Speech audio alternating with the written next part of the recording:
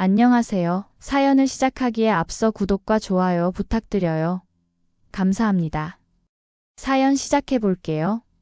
남편과 저는 오랜 연애 끝에 결혼했어요.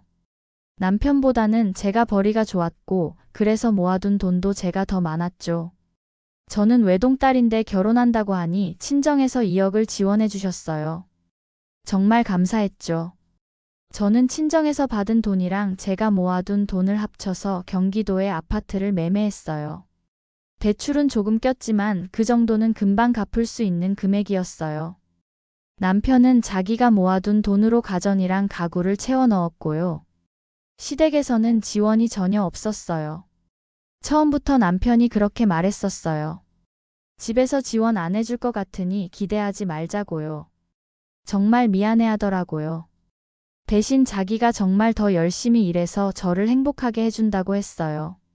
시댁이 형편이 안 좋은 건 아니었어요.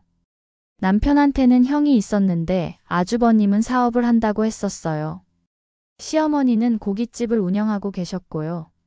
시아버지가 돌아가시면서 남겨주신 보험금으로 시작한 가게라고 들었어요. 시아버지는 남편이 고등학생일 때 돌아가셨다고 해요. 시어머니는 갈비집을 운영하셨어요. 장사가 엄청 잘 되는 건 아니지만 시어머니 혼자 먹고 살 정도는 되는 것 같았어요.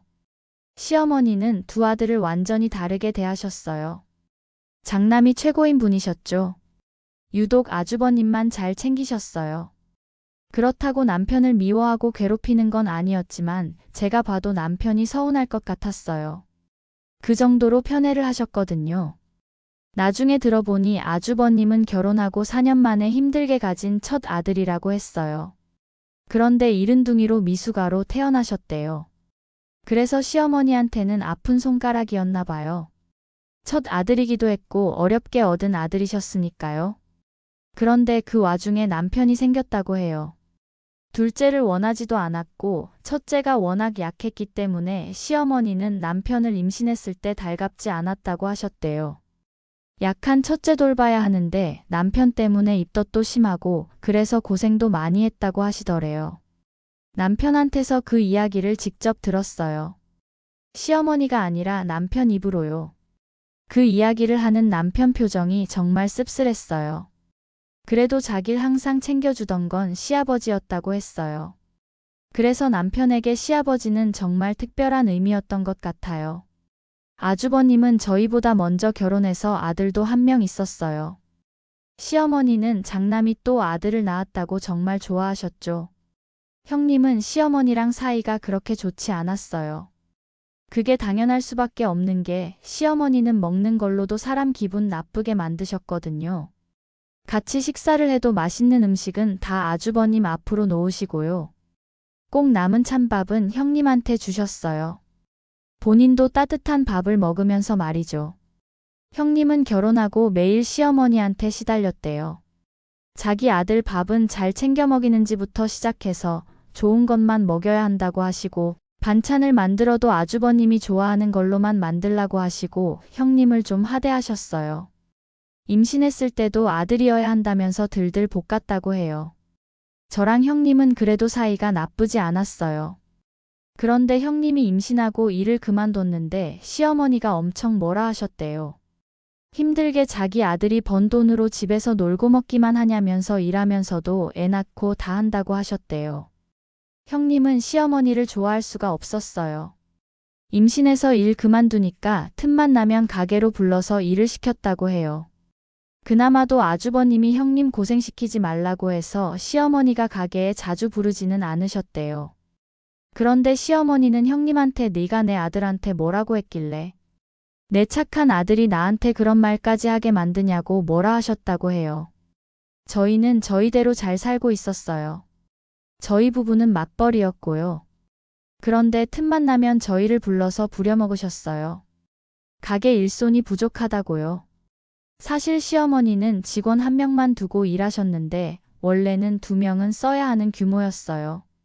그런데 인건비가 아까워서 한 명만 쓰고 더는 구하질 않는 거예요. 그래서 저희를 불러내서 일을 도와달라는 핑계로 부려먹으셨죠. 주말은 당연하고 평일에도 가끔 퇴근할 때쯤 되면 전화가 왔어요. 저희도 일하느라 힘들고 피곤해서 그냥 사람을 구하시는 게 맞는 것 같다고 했더니 갑자기 시어머니가 말씀하시는 거예요. 내가 괜히 너희 불러서 일 부려먹으려고 하는 것 같냐? 이 가게 너희 물려주려고 와서 좀 배우라고 그러는 거다. 그러니 잔말 말고 배운다 생각하고 거들어.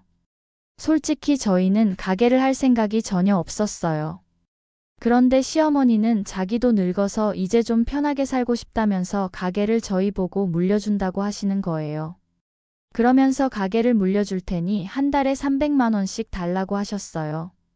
제가 알기로는 매출에서 빠질 거 다 빠지고 하면 남는 게 300만 원 정도인 걸로 알고 있었는데 그럼 저희한테 남는 게 하나도 없는 거잖아요. 시어머니는 저희가 젊으니까 사람 안 써도 둘이서 충분히 할 수 있다고 하셨어요. 젊으니까 홍보도 더 잘하면 매출이 오를 거라면서요. 저희는 괜찮다고 둘 다 탄탄한 직장에 다니기 때문에 장사를 할 생각이 없다고 말했는데도 소용이 없었어요. 아마 물려준다고 하면서 일을 부려먹으려는 건지 아니면 정말 물려주고 그 핑계로 편하게 한 달에 300만 원씩 받으려는 게 맞는 것 같았어요. 그래서 저희도 저희 나름 생각을 했었어요. 물려받으면 친정 엄마 도움받아서 가게를 유지하고 매출을 올려보자고요. 물론 시어머니한테도 돈을 드리고 친정 엄마한테도 드릴 생각이었어요.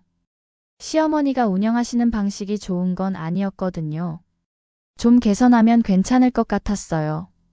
그렇다고 저희가 멀쩡한 직장을 그만둘 수는 없었어요. 친정 엄마도 흔쾌히 허락하셨고요. 친정 엄마도 가게를 운영해 보셨기 때문에 더 괜찮을 거라고 생각했어요.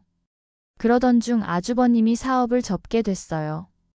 더 가다간 빚만 늘어날 거라고 접기로 결정했다고 해요. 그래서 그 무렵 형님은 복직 준비를 했고요. 그런데 아주버님이 사업을 접게 됐다고 하자 시어머니가 말을 바꾸는 거예요. 갑자기 아주버님한테 고깃집을 물려준다고 하는 거예요. 당연히 장남이 잘 돼야 집안이 사는 거다. 서운해하지 마라. 어이가 없었어요. 그렇게 부려먹더니 아주버님이 사업 망했다고 하니까 바로 말을 바꾼 거예요. 그래도 저희는 그냥 있기로 했어요. 어차피 저희는 직장도 있었고 그 고깃집 안 받아도 지장이 없었으니까요. 다만 그동안 계속 그걸 빌미로 저희도 힘든데 부려먹은 게 좀 억울하긴 했어요. 남편도 저한테 엄청 미안해했고요. 그런데 거기서 끝이 아니었어요. 시어머니가 갑자기 가게 물려주면서 인테리어도 다시 한다고 저희한테 돈을 해달라는 거예요.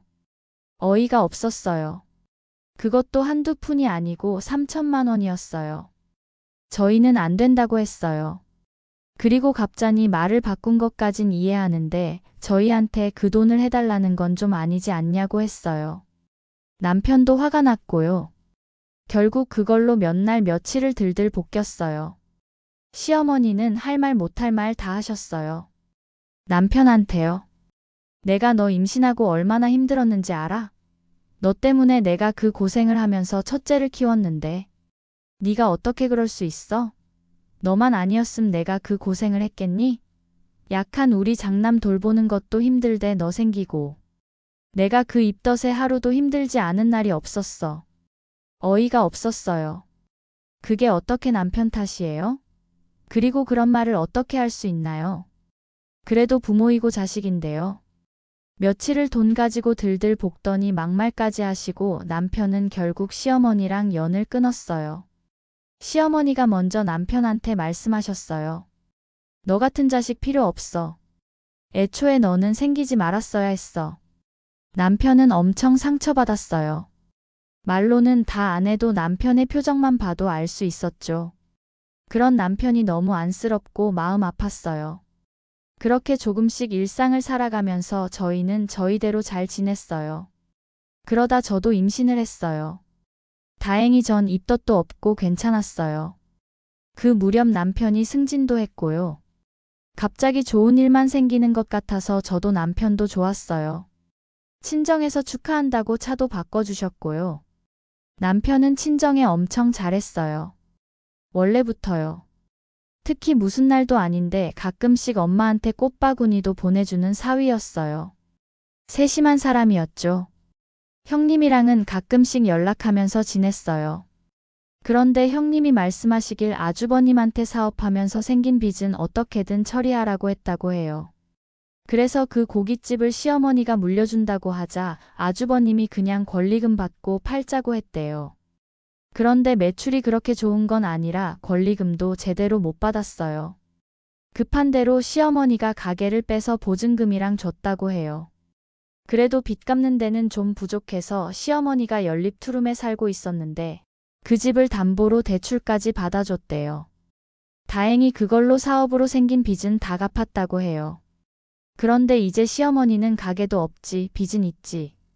어쩌겠어요? 그냥 집 팔고 아주버님네 들어가서 살고 싶다고 했다고 해요. 그런데 형님이 싫다고 했대요.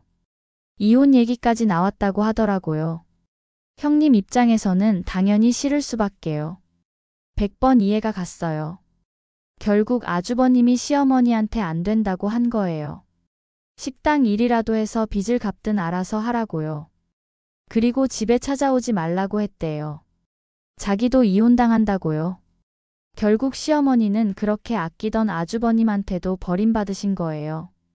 그리고 형님에게 그 말을 전해 들은 지 이틀도 안 돼서 시어머니가 울면서 저희를 찾아오셨어요.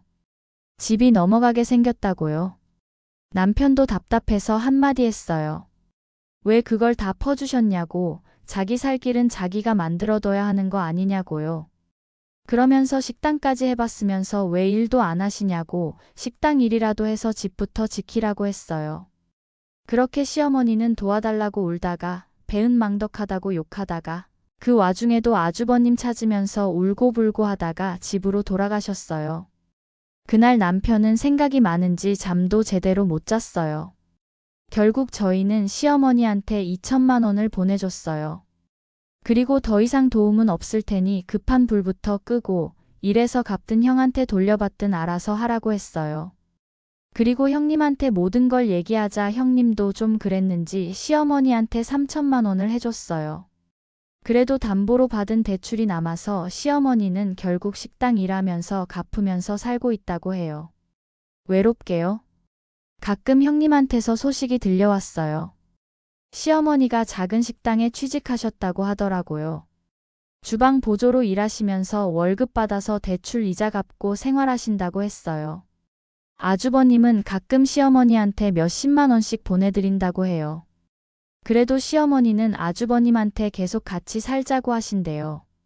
하지만 형님이 합가는 절대 안 된다고 하셔서 아주버님도 어쩔 수가 없다고 하더라고요. 형님도 참 힘드실 것 같았어요. 시어머니한테 평생 시달리면서 살았는데 이제 겨우 자유로워졌는데 다시 들어오시면 정말 못 살 것 같다고 하셨어요. 아주버님도 그걸 아니까 어머니를 모실 수 없는 거라고 하더라고요. 저희는 2천만 원 보낸 이후로 시어머니와 완전히 연락을 끊었어요.